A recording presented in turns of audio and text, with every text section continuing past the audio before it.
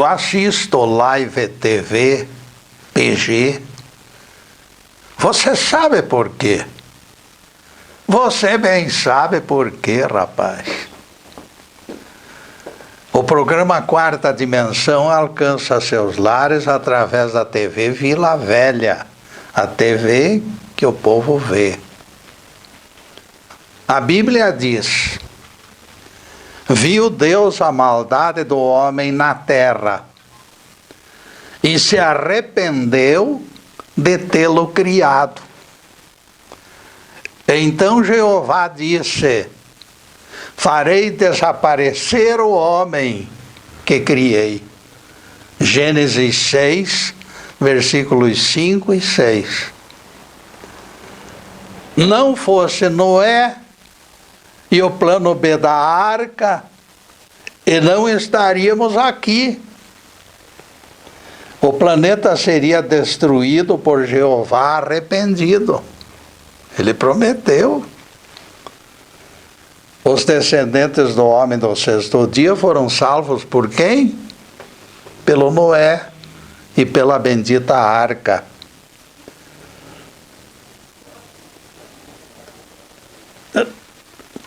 Os descendentes de Noé, meus amigos, vejam só, serão aliviados das pragas de Apocalipse pelo profeta Elias, que reencarnará nos tempos do fim, conforme eu vou dizer agora pela Bíblia. Eis aqui que vos enviarei Elias, o profeta, antes que venha o grande e terrível dia do Senhor, para que eu não me obrigue a ferir a terra com maldição. As maldições de Apocalipse. Então Deus vai ser bem diferente do que está prometido. Deus também se arrependeu, nesse caso aqui, como se arrependeu lá no início do nosso mundo. Cuidando da imagem e do som, contamos a presença de capacitados e bons amigos que nos tranquilizam quanto à qualidade da transmissão. Só um reparo. Este trecho que eu li, de não se obrigar a ferir a terra com maldição, está lá em Malaquias 3, versículos 23 e 24. O tema de hoje será chamamento irresistível. Jonas Felício continuava os negócios do pai nos meados do século XX.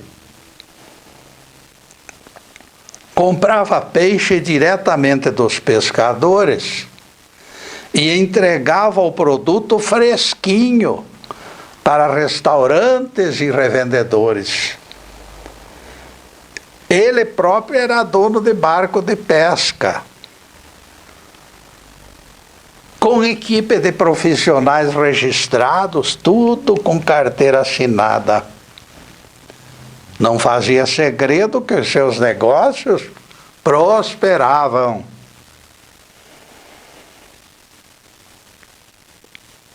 Ele gostava até do cheiro do peixe. Quando entrava no escritório pela manhã, aquilo estava impregnado daquele cheiro de peixe. A longa madrugada acumulara odores por toda parte. Aquele aroma lhe proporcionava a sensação gostosa de segurança, garantia de que aquele lugar era seu. Seu irmão Edevaldo Felício costumava chegar mais tarde para tomar conta dos encargos do escritório e também dos serviços bancários. Naquela manhã, tudo correu sem surpresas, até às 11 horas, quando aconteceu o motivo principal da nossa história. Aquele homem surgiu no auge do movimento matinal, quando não se permitia perda de tempo.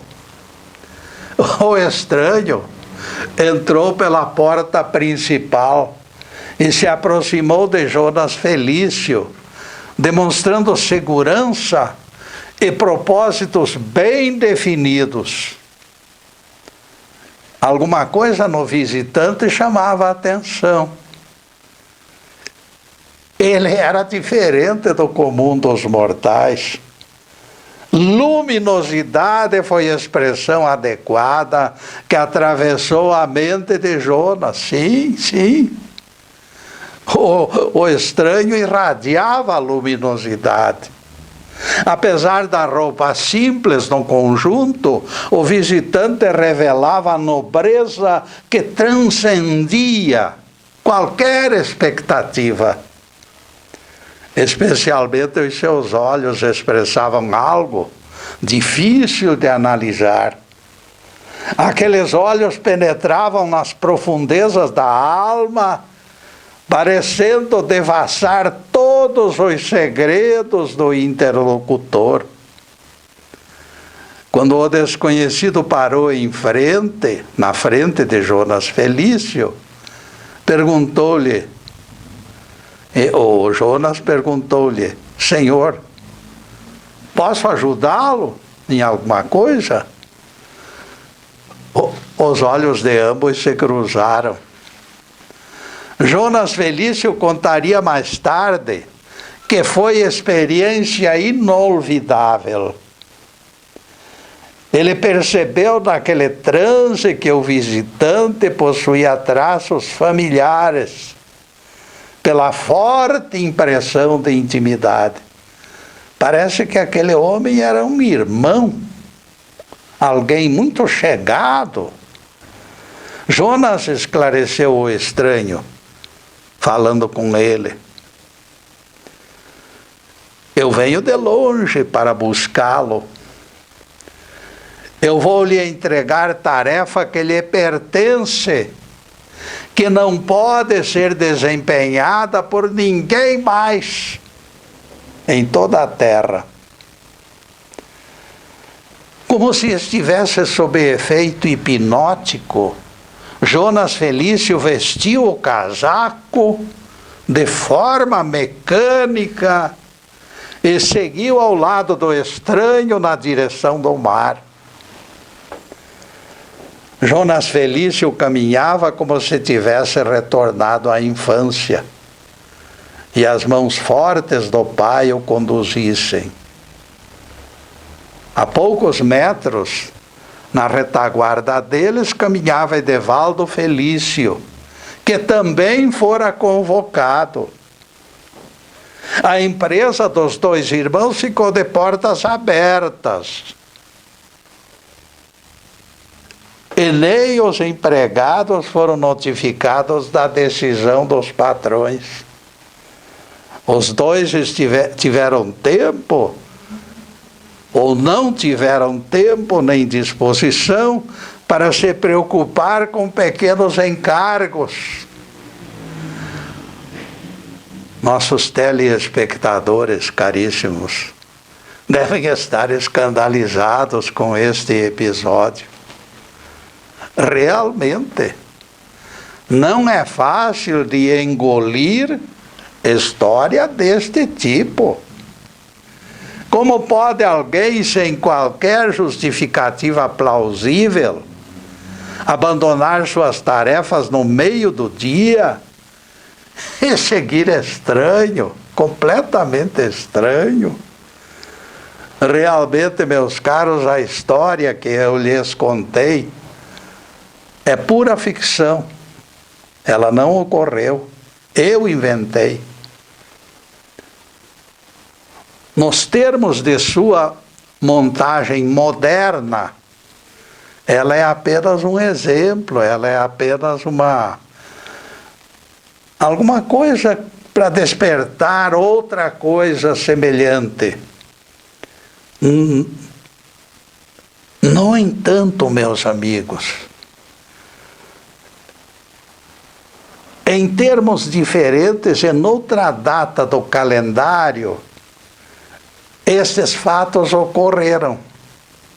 Então eu estou procurando torná-los semelhantes para que cada um, lá nos tempos antigos e nos tempos modernos, reflitam e cheguem a conclusões. A narrativa se encontra no Evangelho de Mateus. Caminhando junto ao mar, Jesus deparou com 2 irmãos, Simão, chamado Pedro, e André, que lançavam redes porque eram pescadores. Jesus os chamou dizendo-lhes: vinde após mim e eu vos farei pescadores de homens. Então eles deixaram imediatamente as redes e seguiram Jesus. Mateus 4, versículos 18 a 20. A transferência do episódio para os tempos modernos permite que tenhamos ideia mais nítida do seu aspecto inacreditável. O estranho adentrou a empresa e, sem nenhuma explicação adicional, foi convocando Jonas para acompanhá-lo.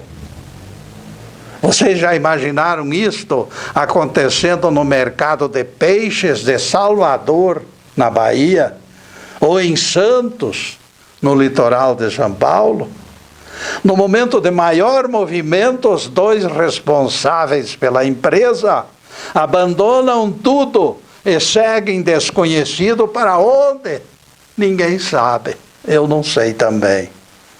Os próprios funcionários não foram notificados. As portas da frente ficaram abertas. No Evangelho, da mesma forma, as redes ficaram balançando por muitas horas, sem ter quem recolhesse os peixes aprisionados. Eu fico satisfeito porque senti, meus caros, que vocês entenderam.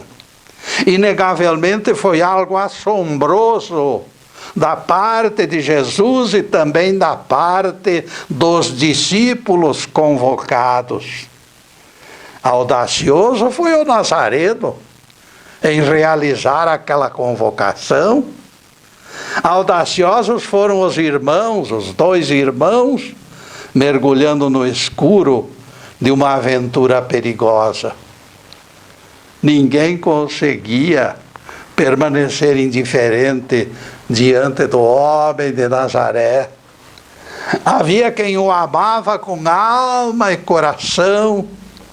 Havia quem o odiava de maneira profunda. Era impossível a neutralidade diante do homem de Nazaré. O Evangelho registra que ele falava com autoridade. A personalidade magnética do nosso rabi despertava reações fortes em sua volta, a favor ou contra. Ou o amavam com devotamento e carinho, ou se afastavam dele com raiva. E neste ponto, caríssimos, nós vamos fazer a primeira interrupção no programa para os comerciais do canal. Mas é um instante só. Daqui a pouco estaremos de volta. Obrigado.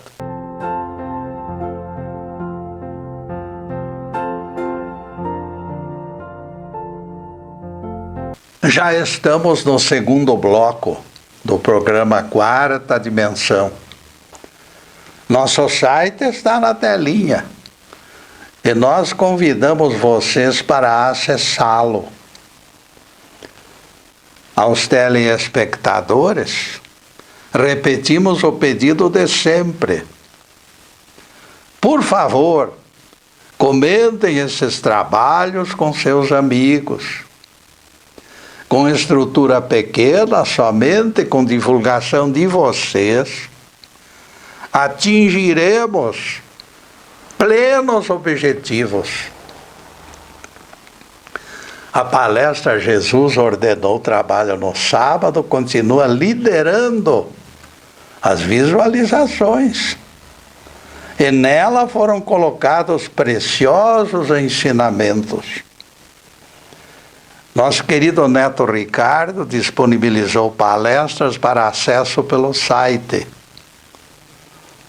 As páginas no site, Getúlio no YouTube 1 e Getúlio no YouTube 2, permitem acesso imediato. Clique num dos inúmeros títulos, assista e divulgue, por favor. Este programa é gravado nos estúdios Fernando Martins e as palestras esperam sua audiência pelo Facebook, Live TV Ponta Grossa. Agradecemos a colaboração do Fernando e do Zube. Além da cordialidade desses dois, será justo acrescentarmos competência. Agora a continuação do assunto de hoje, chamamento irresistível.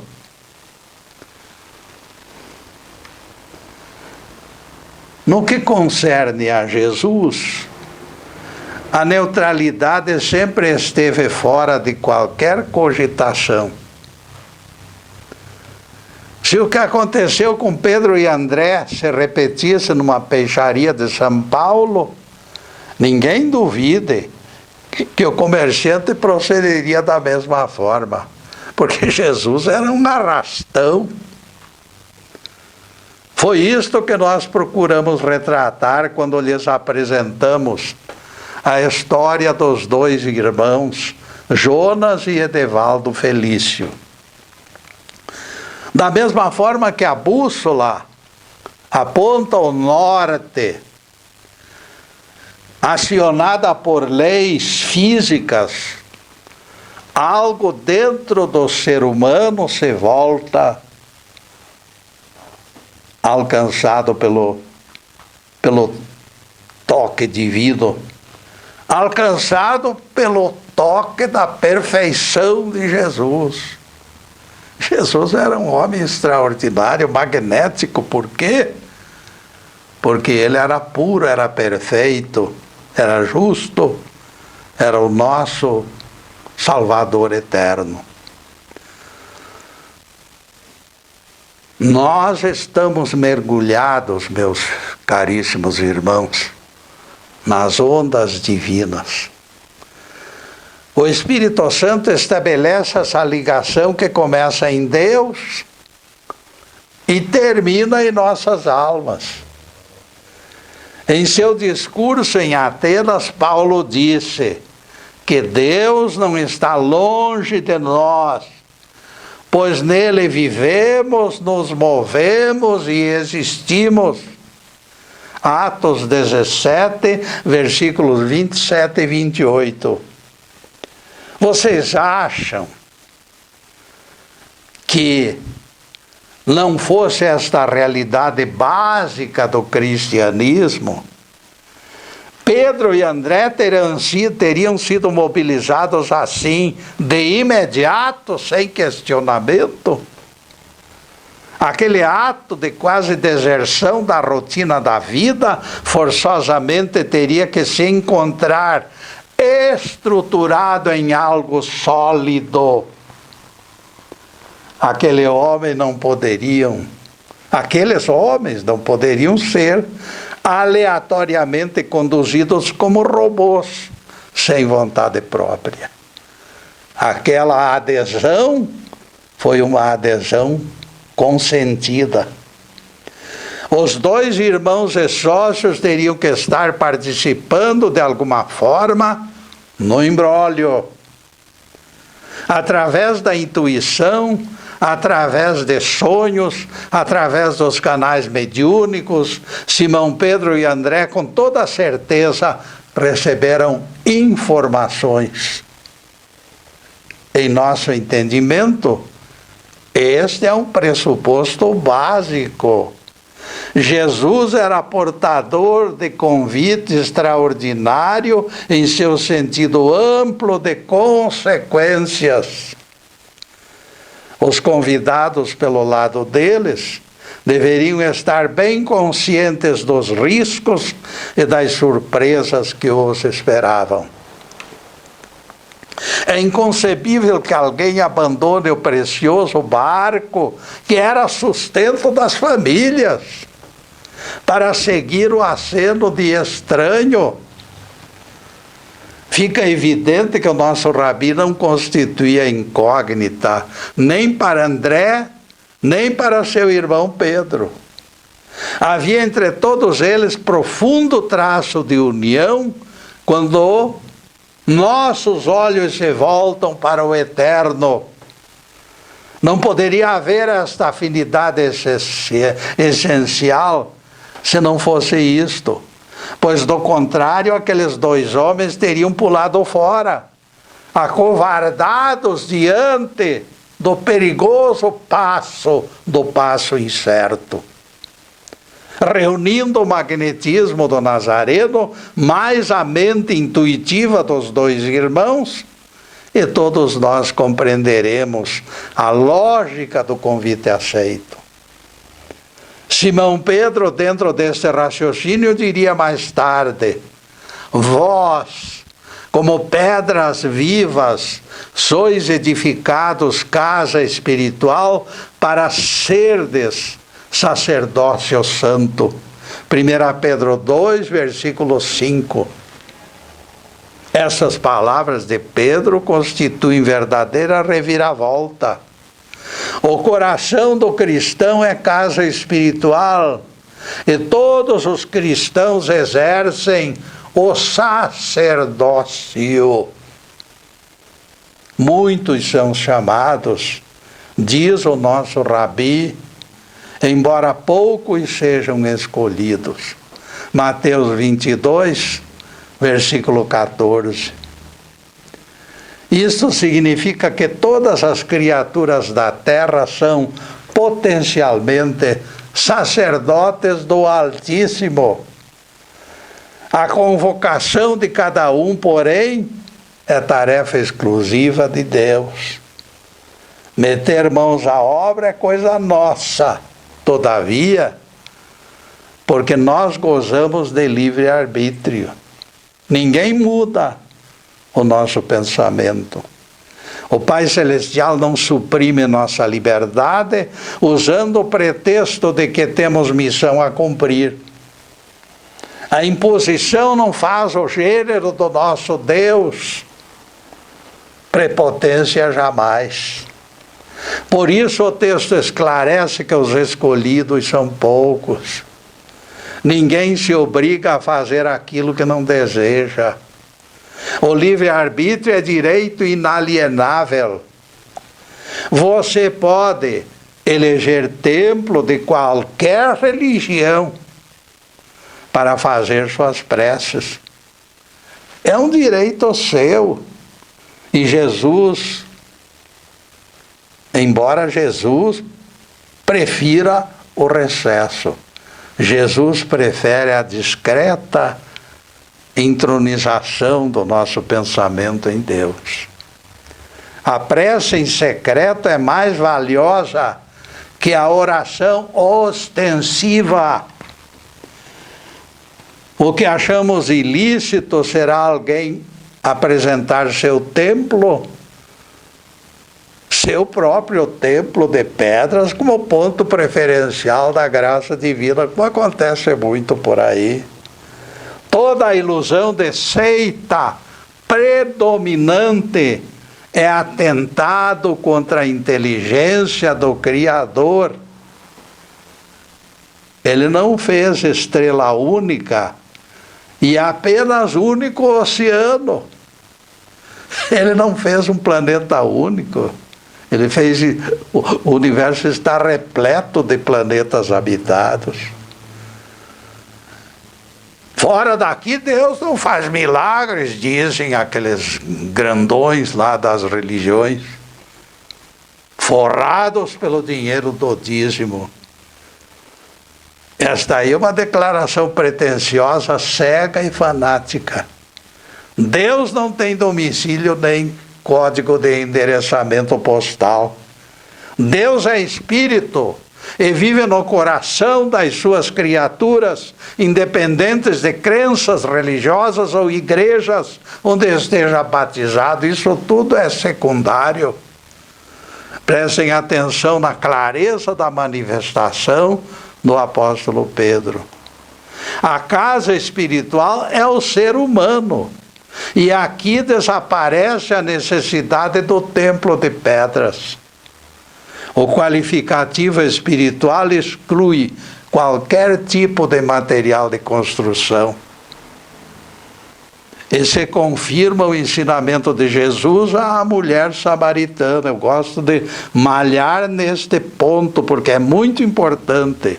Nem neste monte, nem no templo de Jerusalém adorareis ao Pai, porque Deus é Espírito e importa que seja adorado em Espírito. João 4, versículos 21 a 24, palavras de Jesus. Nesta altura do campeonato, alguém me encara e me faz uma pergunta que considera irrespondível.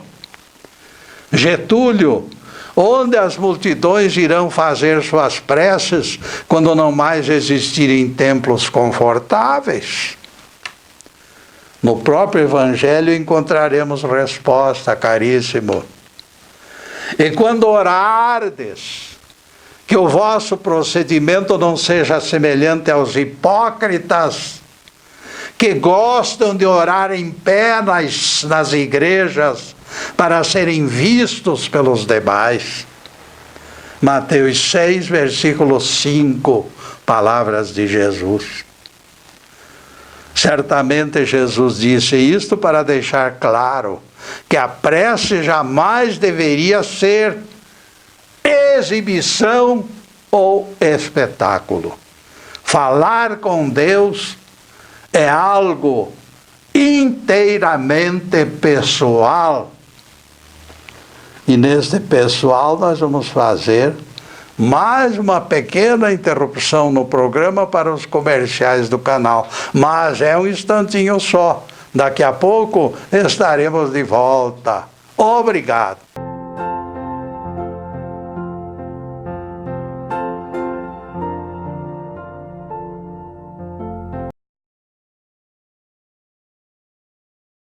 Estamos retornando com o programa Quarta Dimensão, terceiro bloco. Saduceus modernos continuam pouco atentos à Bíblia.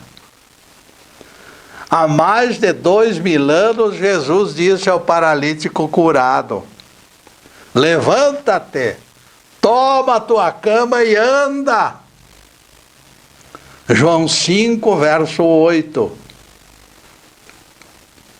Os saduceus modernos ainda não descobriram que o nosso Rabi ordenou trabalho no sábado. Até hoje eles não descobriram. Sabem por que eles escondem o texto? Ora, porque era sábado e o trabalho era proibido na terra dos judeus. Terra dos judeus, um catso. É coisa da tua mente poluída, corrige o Crispim, e ele remata. A proibição é universal, Getúlio, porque veio do Deus Pai. Minha Bíblia, Crispim, diz o seguinte: lembrai-vos das leis de Moisés, meu servo, a quem dei leis e costumes para todo Israel. Vejam essa frase, para todo Israel. E daí? Palavras de Jeová. Se Jeová aponta o preceito para todo Israel, Malaquias 3, versículo 22, nós então ficamos sabendo que não é para o mundo inteiro. Para concluir, eu lembro famosas palavras do grande mestre: meu pai trabalha sempre e eu não cesso de trabalhar. Pela ociosidade, Crispim, você pode pecar. No entanto, jamais transgredirá preceitos, laborando com honestidade, seja qualquer que seja o dia da semana. E depois desse pinguinho de doutrina, a continuação do assunto de hoje. Chamamento irresistível. E nessa altura o Evangelho vai nos ensinar. E aqui, meus amigos, todos nós aprendemos a maneira correta de se dirigir a Deus. Escutem isto que é importante. Tu, porém, quando orares, entra no teu quarto e fechada a porta, orarás ao teu Pai em secreto. E o teu Pai que vê em secreto te dará a recompensa. Mateus 6, versículo 6, palavras de Jesus. Este teu quarto, apontado pelo Mestre, pode não ser o aposento de nosso repouso noturno, pode não ser. Pode não ser. Necessariamente, ele precisa representar lugar de entrega, de profunda sensação de bem-estar, de paz que exceda o próprio entendimento. E aqui cabe a pergunta: qual o lugar mais adequado para interagir com o personagem principal da nossa história? Jonas Felício, por exemplo? Com certeza o recanto onde ele negociava o pescado. Jonas Felício, naquelas 4 paredes, era o árbitro do seu destino, o caudatário das 7 fadas madrinhas, o rei da cocada preta. Naquele lugar, ele se considerava rei. Vocês devem ter partilhado a profunda devoção dedicada por ele ao seu local de trabalho. Era naquele lugar que ele expandia todas as suas potencialidades. Ele amava aquele lugar. Por isso a visita mística o procurou exatamente ali, para falar de coisas transcendentais que interessavam aos dois lados. A abordagem de Pedro e André também se realizou diante do mesmo cenário gostoso de satisfação pessoal. Os 2 irmãos apreciavam aquele cheiro de salmão e peixe. Os 2 irmãos amavam cada detalhe e aspiravam felizes a brisa fresca que chegava de leste. Foi com essa disposição agradável que eles viram aquele Jesus ainda desconhecido se aproximar com passos lentos pela praia de Genezaré. O resto da história vocês conhecem pelo Evangelho. A abordagem foi apenas a pontinha do iceberg. Milenares afinidades já estavam no vértice daquele encontro sagrado. Milenares afinidades sempre marcaram nossas mais sublimes parcerias entre o céu e a terra.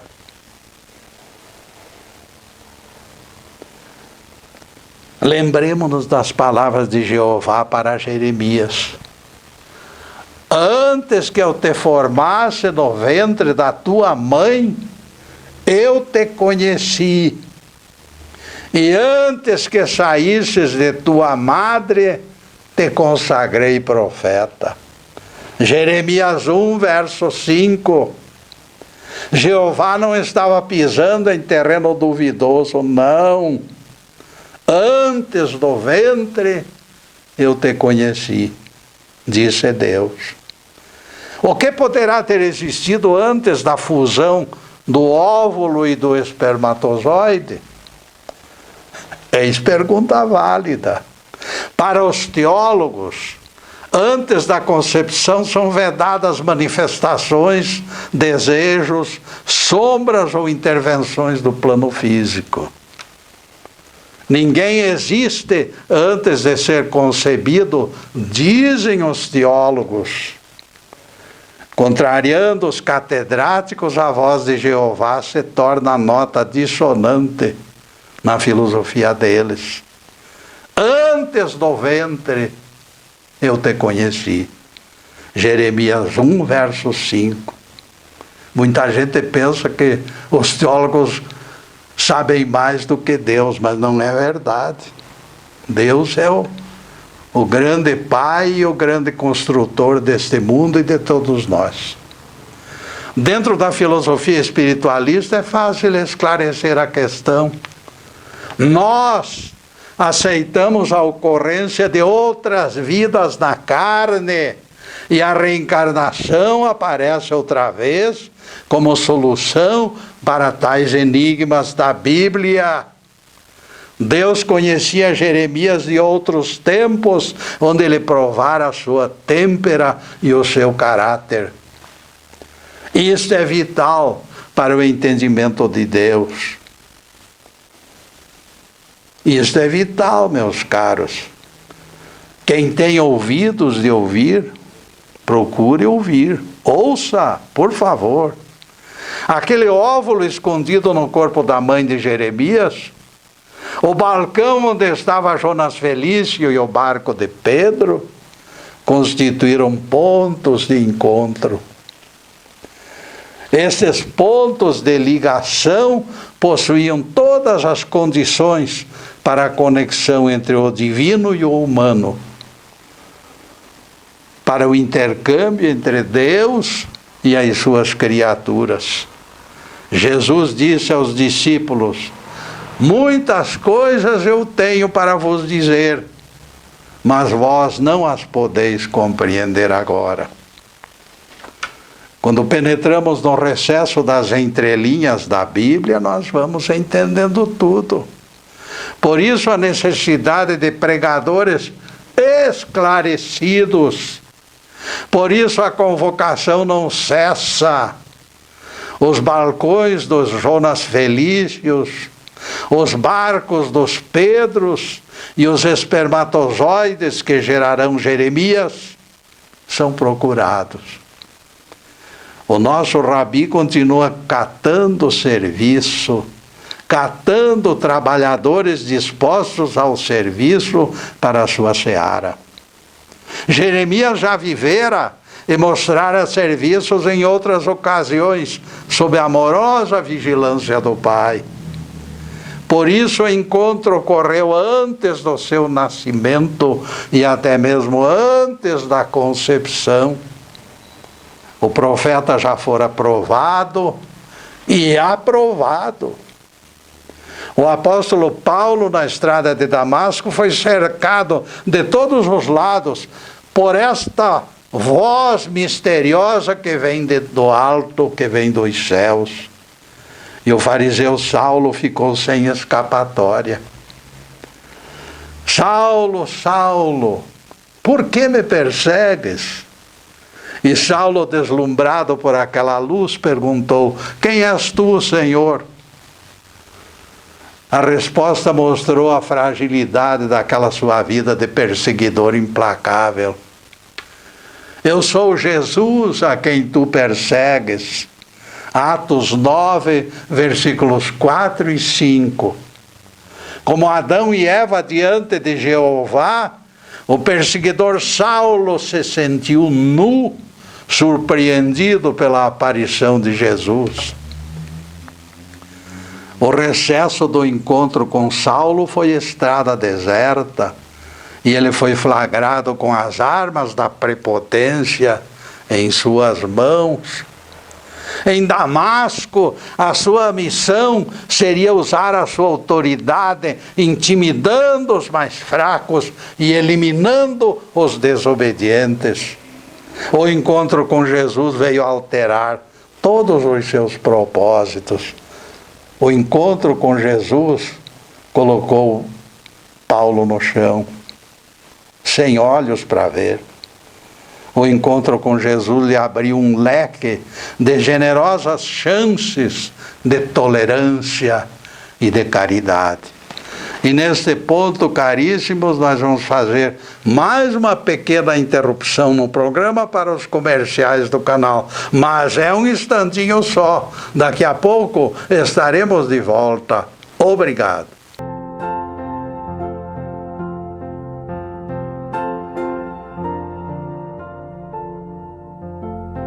Além do Quarta Dimensão, Facebook Live TV Ponta Grossa transmite mais alguns programas de agrado dos telespectadores.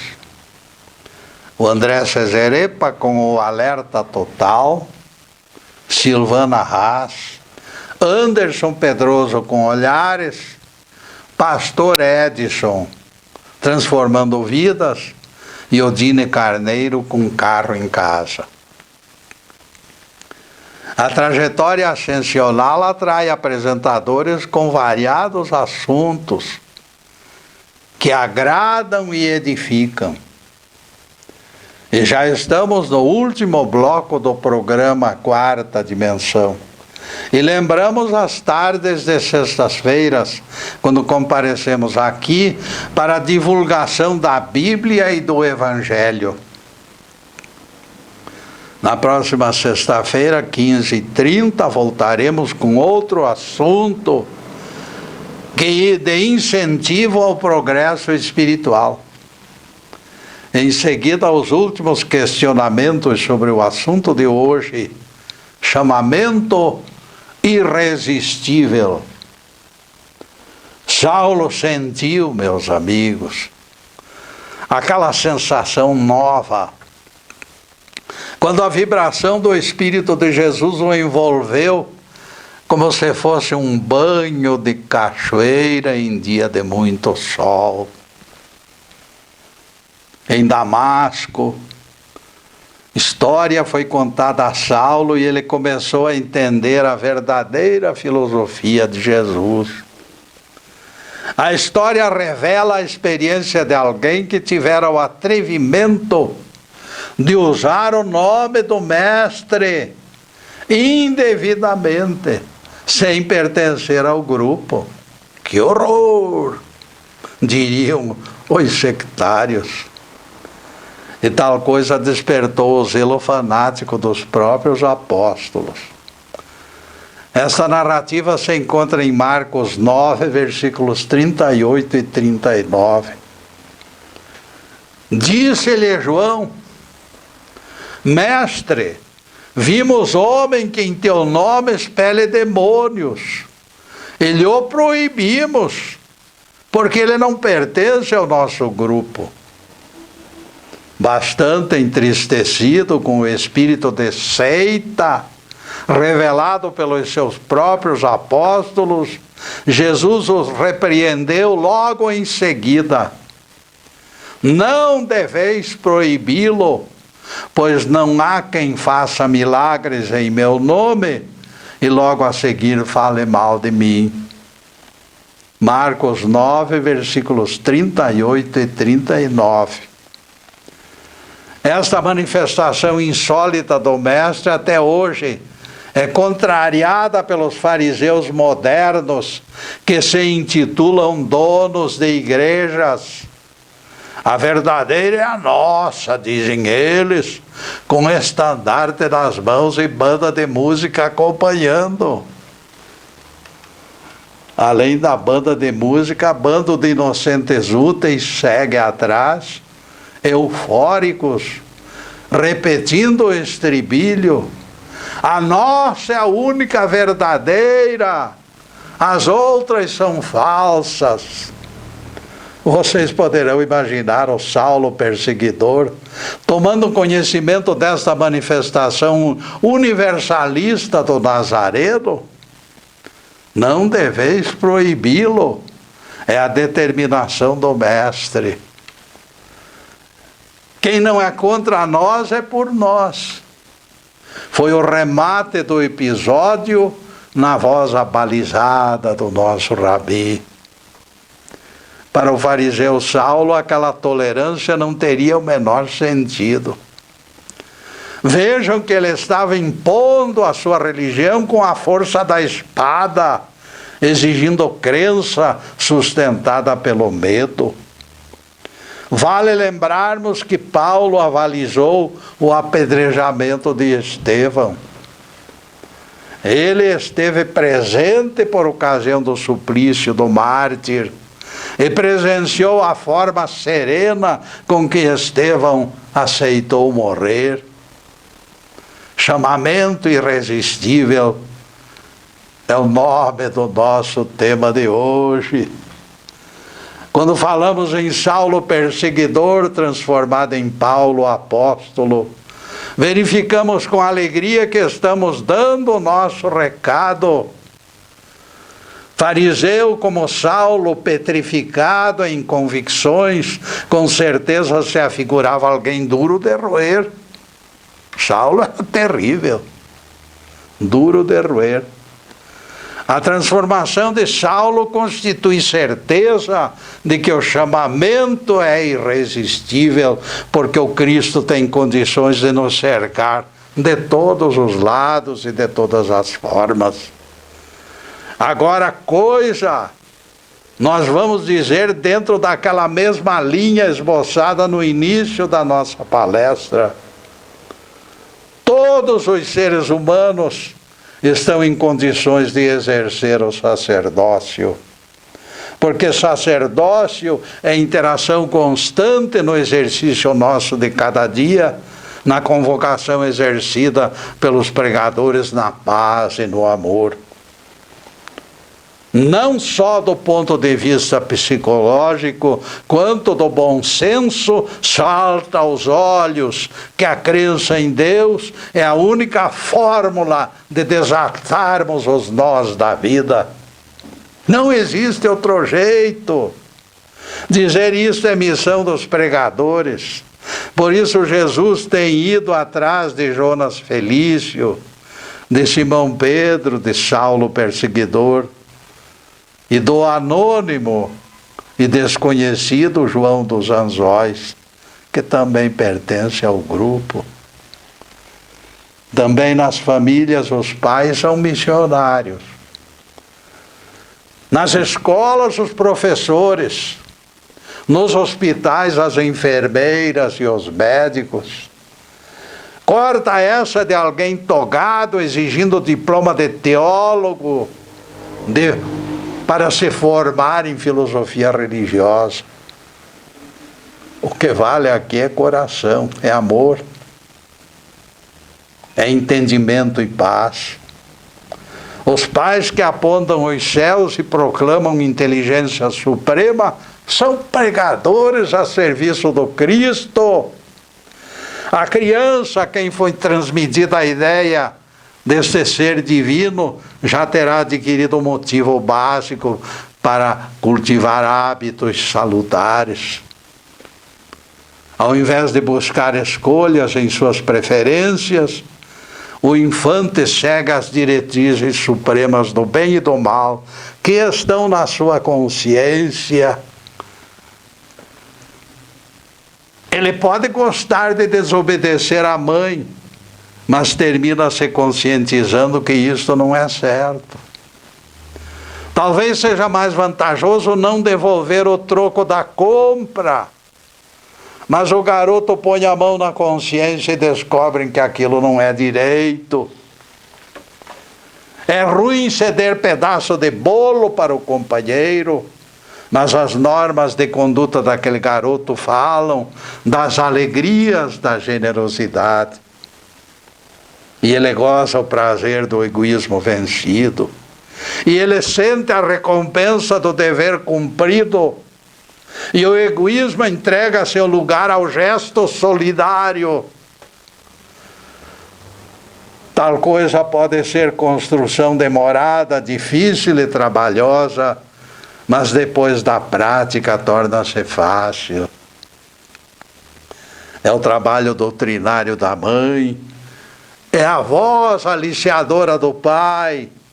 É a semente lançada no coração da criança que produzirá frutos a 100 por 1, consolidando o sólido caráter. A crença em Deus e os ensinamentos de Jesus dão enorme autoridade moral aos educadores. Não existe substituto para o poder sobrenatural da fé. Não existe substituto para o Evangelho de Jesus. Para alcançar objetivos concretos, caríssimos, a religião do caráter entre os pais é o alicerce da família. Esses exemplos serão espelhos para afirmar sólida a crença. Ninguém crescerá sem alicerce moral acima de nossos acanhados preceitos humanos. Ninguém esqueça que o grande mestre disse: eu sou o caminho, a verdade e a vida. Ninguém vai ao Pai senão por mim. Neste campo do bem-estar e da espiritualidade, meus amigos, não existem atalhos. Louvado seja Deus. Que o Senhor nos abençoe e nos guarde. Que o Senhor faça resplandecer o seu rosto sobre nós e tenha misericórdia de nós. Que o Senhor sobre nós levante o seu rosto e nos dê a paz. Louvado seja o nome de Deus Pai Todo-Poderoso. Louvado seja o santo nome de Jesus, o nosso Cristo. Obrigado, meu Deus. Obrigado, Jesus. E para vocês, meus amigos, que se encontram além desta câmera, eu posso dizer com toda a segurança que Deus está derramando bênçãos sobre todos e sobre suas famílias. Bênçãos de paz, de harmonia, de conforto espiritual, de prosperidade, de tudo que existe de bom, mas acima de tudo, meus caros, amor no coração. Porque o amor é o grande alicerce. O amor é a luz, o amor é a paz. Muito obrigado, meus amigos, e boa noite.